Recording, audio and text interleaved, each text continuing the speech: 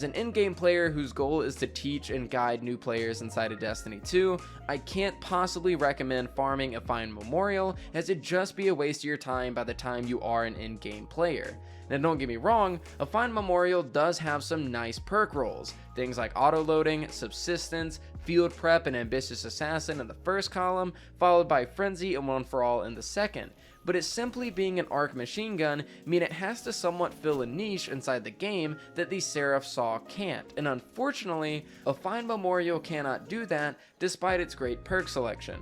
It's a good weapon, but one that can't really compete amongst its peer. So overall, I wouldn't suggest farming out this machine gun. I'm not saying it's bad in any way, shape, or form, but compared to its competition, it's just not worth your time, and as we all know, not everybody has all the time in the world to grind Destiny.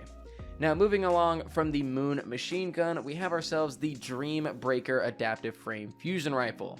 As we all know, fusions serve almost no purpose inside of PvE right now. Yes, they can be used to DPS Atheon this season, and Reservoir Burst is an okay perk overall, but as a whole, deep down, we all know that once we see a fusion, we instantly dismantle it. Because of fusions being generally bad in PvE, we turn to this weapon's PvP capabilities, and it actually seems quite decent. With roles like Under Pressure and Slideways in the first column and Kickstart and Cornered in the second, you have yourself a pretty viable option inside of PvP. Unfortunately though, as we all know, PvP is generally much harder on fusion rifle folk, and I'd still argue that options like Plug 1 and Glacioclasm are your only options, as Crucible gets quite competitive, and if you're using a fusion, you better make sure that it's one of the top dogs. Overall, Dreambreaker is okay, but at the end of the day, it's a fusion rifle, so take that how you will. Now onward to the second to the last weapon in today's video, we have quite literally the biggest possible disappointment, the Tranquility Adaptive Frame Kinetic Sniper Rifle. A sniper that once rolled with great perks like field prep or auto-loading with firing line, no longer has firing line. In fact, this weapon has literally no good perks for either PvE or PvP, and I'm actually not exaggerating here, it's actually terrible. With PvE, you're looking for sustained damage, things like triple tap or 4th time's a charm, accompanied by rapid hit or field prep. In PvP, you're looking for things like snapshot sights, no distractions, vorpal, etc. This weapon just brings actual garbage to the table, and it's not worth your time in any form whatsoever. Avoid this weapon at all costs, it's a joke. Bungie absolutely killed the potential the sniper rifle had, and honestly, I'm kinda sad about it because firing line on a new sniper would have been absolutely sick. Now, for the last weapon on this list, we have the infamous, drumroll please, Night Terror Adaptive Sword.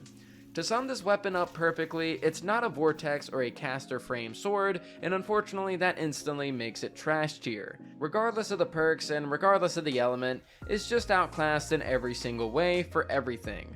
Sola Scar, Guillotine, and Crown Splitter are the only legendary swords that matter at the moment.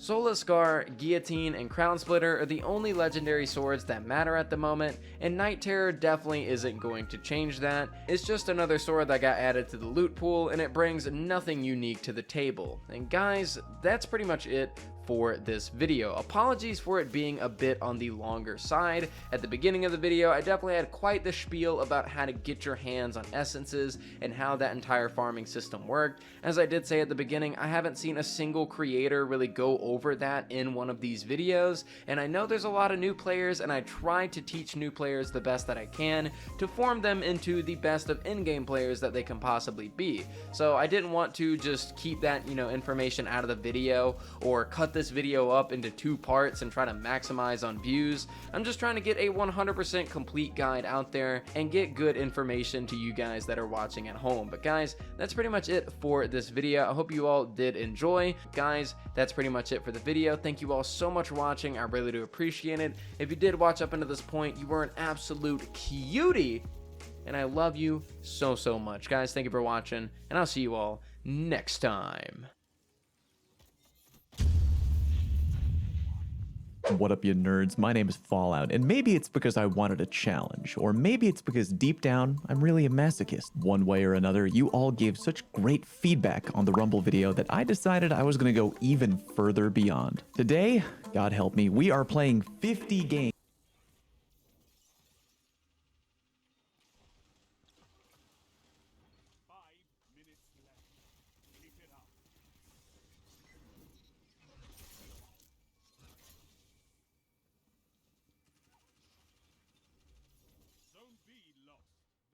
have advantage.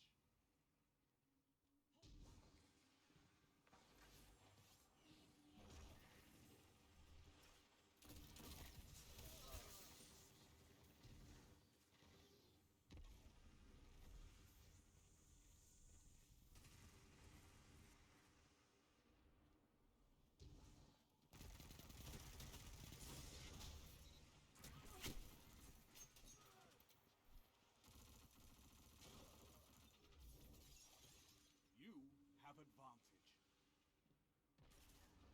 Zone C captured. That's a power play. You took them, now hold them.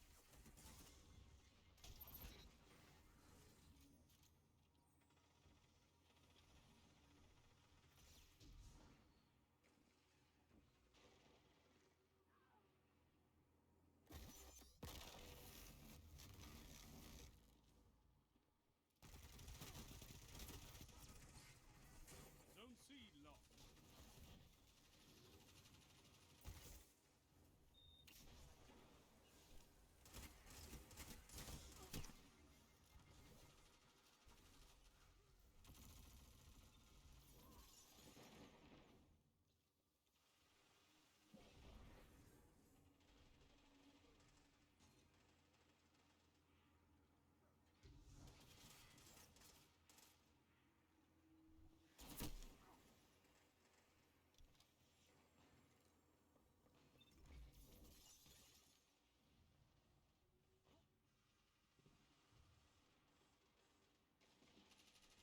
Minutes. Hold strong, and this battle is yours. Finish them.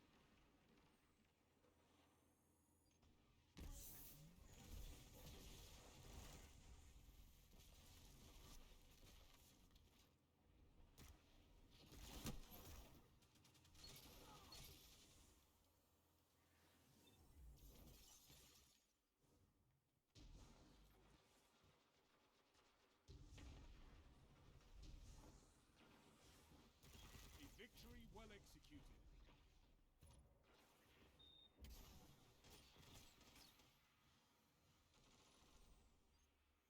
Your victory gives the city hope, Guardians.